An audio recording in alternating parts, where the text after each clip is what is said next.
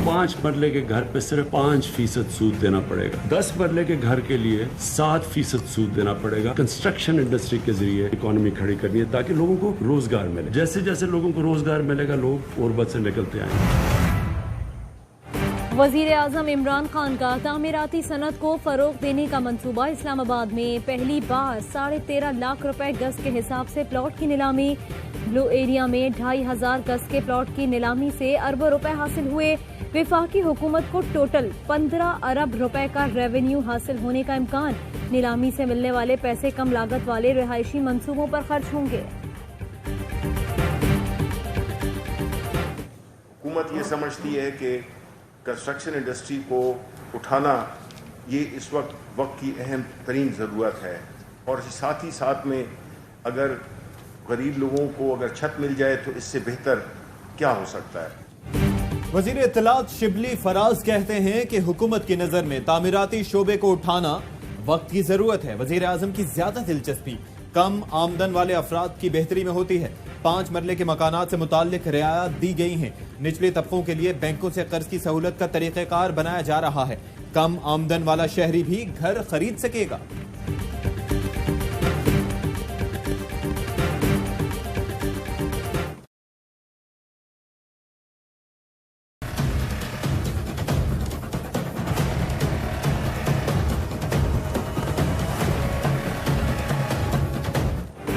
Petrol बहरान case में काबीना के meeting minutes Lahore high court में पेश। चीफ जस्टिस ने कहा, लगता है मिनट्स वजीर आजम को खुश करने के लिए बनाए गए। स्पेशल असिस्टेंट ने आखिर में बहरान की असल वजह से तवज्जो हटा दी। ये नहीं बताया कि पेट्रोल की सप्लाई कम हुई। कहा गया लोगों ने ज्यादा पेट्रोल खरीदा जिससे बहरान पैदा हुआ। अदालत ने रिमार्क्स में कहा कि एक तरफ वजीर आजम का स्पेशल असिस्टेंट है, दूसरी तरफ पूरी काबीना है। फिर इल्जाम लगता है हुकूमत गैर मुंतखब लोग चला रहे हैं। चीफ जस्टिस का कहना था कि कमीशन नहीं बनता तो तमाम हुकूमती इदारे दरखास्तों पर जवाब दाखिल करें, जिस पर अटॉर्नी जनरल बोले कमीशन बन जाएगा, इसकी नौबत नहीं आएगी।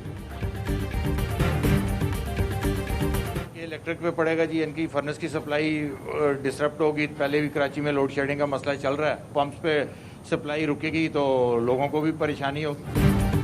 ऑयल टैंकर्स ने गैर मुअय्यना मुद्दत तक हड़ताल कर दी। सदर oil tankers contractors association Abid Afridi कहते हैं कि मुल्क भर में तेल की तरसील बंद की जा रही है। वजीर ट्रांसपोर्ट सिंध ने हड़ताल की हिमायत कर दी। ऑयल टैंकर्स का इनकम टैक्स, टोल टैक्स खत्म करने का मुतालबा। कहते हैं हड़ताल के बायस फिर पेट्रोल की किल्लत बढ़ जाएगी।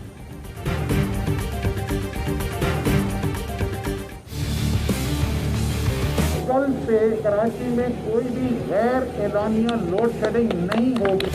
बिजली आपकी बंद पड़ी हुई है तो आप बिजली किधर दे रहे हो? कल से कराची में गैर एलानिया लोड शेडिंग का खात्मा कर दिया जाएगा।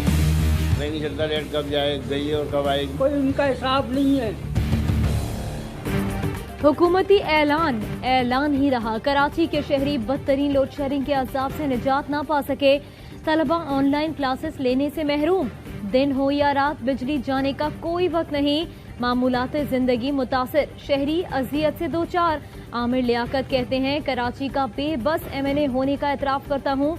अपने शहर के लोगों को बिजली फराहम कराने से कासिर हूँ। कराची के लोगों का तड़पना, सिसकना और मोनिस अलवी के झूठ सहना नहीं देखा जाता। वजीर आजम से वक्त मांगा है, मिलकर उन्हें इस्तीफा पेश कर दूंगा। जमात इस्लामी का आज से शहर भर में मुजाहिरों का ऐलान।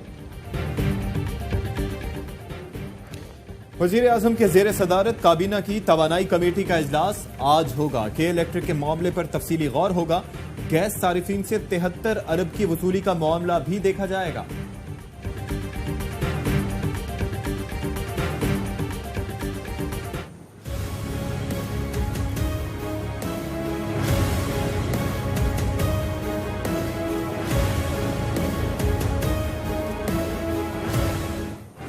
सिंध भर में गंदम के बहरान ने फिर सर उठा लिया। कुछ रोज में आटे की कीमतों में मजीद इजाफा मुतवक्के। कराची में आटे की फी किलो कीमत में 6 रुपए का इजाफा। वजीर इत्तलात सिंध नासिर हुसैन शाह कहते हैं चीनी गंदम स्कैंडल रिपोर्ट पर अमल होता तो आज गंदम बहरान न होता। लाहौर में भी सरकारी निर्ख पर आटा शहरियों की पहुंच से दूर, लोग महंगा आटा खरीदने पर मजबूर।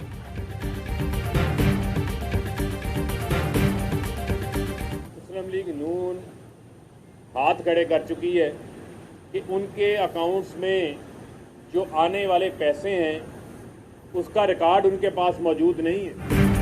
मुस्लिम लीग नून ने अपने अकाउंट्स मनी लॉन्ड्रिंग के लिए इस्तेमाल किए। देखा जाएगा कि नून लीग के मजीद कितने बेनामी अकाउंट सामने आएंगे। लगता है नून लीग को फिर किसी कतरी खत या जाली ट्रस्ट डीड का सहारा लेना होगा। पीटीआई रहनुमा फर्रुख हबीब कहते हैं कि नून लीग ने तहरीक इंसाफ के लिए जो गड्ढा खोदा आज उसमें खुद गिर गई। पार्टी को गैर मुल्की फंडिंग की तहकीकात, इलेक्शन कमीशन की स्क्रूटनी कमेटी ने नून लीग को 24 जुलाई को फिर तलब कर लिया।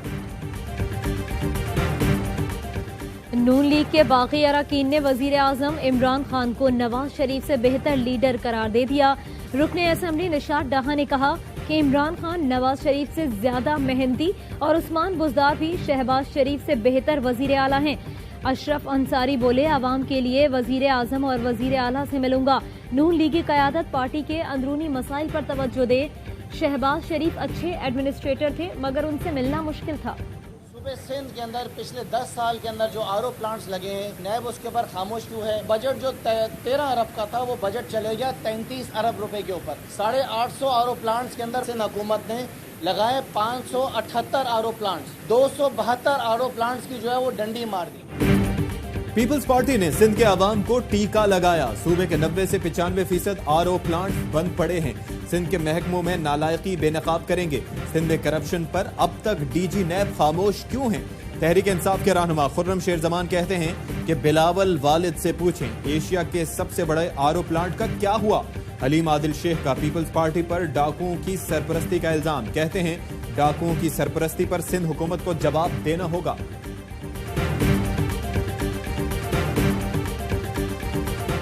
लाहौर समेत पंजाब के बेशतर इलाकों में मूसलाधार बारिश। लक्ष्मी चौक, निस्बत रोड, इकबाल टाउन, जौहर टाउन और कज़ाफी स्टेडियम में पानी जमा। सबसे ज्यादा 54 मिलीमीटर बारिश समनाबाद में हुई। कराची में आज रात से हल्की बारिश की पेशगोई। कल और परसों गरज चमक के साथ तेज बारिश का इम्कान।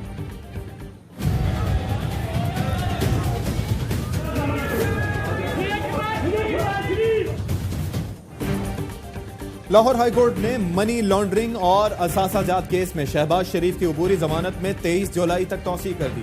शहबाज शरीफ का कहना था कि पहले नैब ने कहा था कि तहकीकात नहीं करनी, अब कह रहा है कि तहकीकात करनी है, जरूरत है तो दोबारा जाने को तैयार हूं। नैब वकील ने बताया कि शहबाज शरीफ ने हमारे किसी सवाल का जवाब नहीं दिया। शहबाज शरीफ की आमद पर कारकुनों की धक्कम पेल।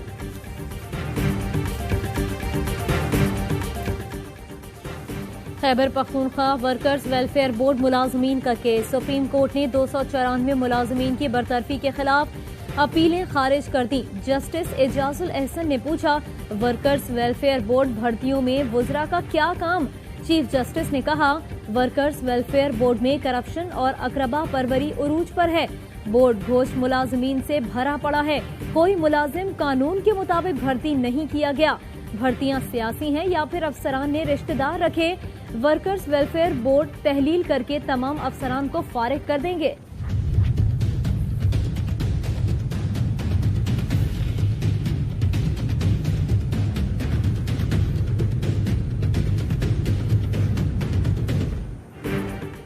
स्मार्ट लॉकडाउन के समरात नजर आने लगे। कोरोना से अमवात में वाज़ेह कमी। 24 घंटे के दौरान सिर्फ 40 अफराद जाँ बहक हुए। 2145 नए केसेस रिपोर्ट। सिंध हुकूमत ने लॉकडाउन में 1 माह तौसीह कर दी। असद उमर के जेर सदारत national command and operation centre का इजलास। असद उमर कहते हैं कि ईद उल अजहा पर किसी किस्म की नरमी कोरोना के फैलाव में इजाफा कर सकती है।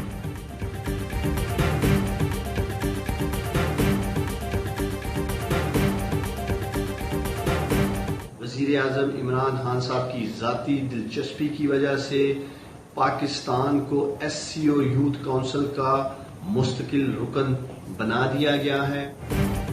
आलमी सतह पर पाकिस्तान के लिए एक और एजाज। माविन खुसूसी उस्मान डार कहते हैं, वज़ीर आज़म की कोशिशों के नतीजे में पाकिस्तान शंघाई ताउन तंजीम की यूथ काउंसिल का मुस्तकिल रुकन बन गया है। ईद कुर्बान की तैयारी। शहर शहर मवेशी मंडियां लग गईं। कराची की मंडी में कुर्बानी के जानवरों की खरीदारी। मुल्तान की बकरा मंडी में बकरों की कीमतों ने खरीदारों के होश उड़ा दिए। सक्खर में मवेशी मंडी कायम नहीं की गई। शहरी कैटल फार्म्स का रुख करने लगे।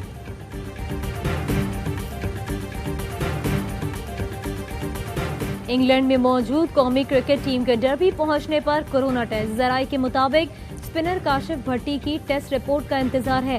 टेस्ट रिपोर्ट आने तक काशिफ भट्टी को एहतियाती तौर पर आइसोलेशन में रखा गया है। मामले पर पाकिस्तान क्रिकेट बोर्ड का इंग्लिश बोर्ड से राब्ता।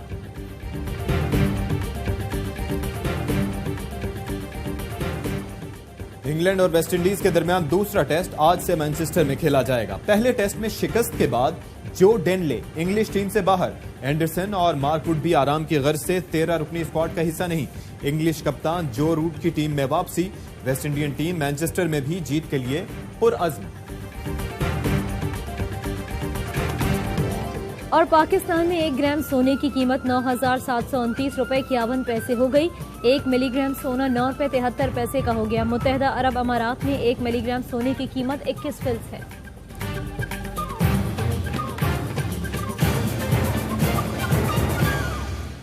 अस्सलामुअलैकुम। ARY न्यूज के साथ मैं हूं अशफाक इसहाक सत्ती और मैं हूं सहरिश मंसूर। हेडलाइंस आपने जानी, खबरों की डिटेल्स एक ब्रेक के बाद।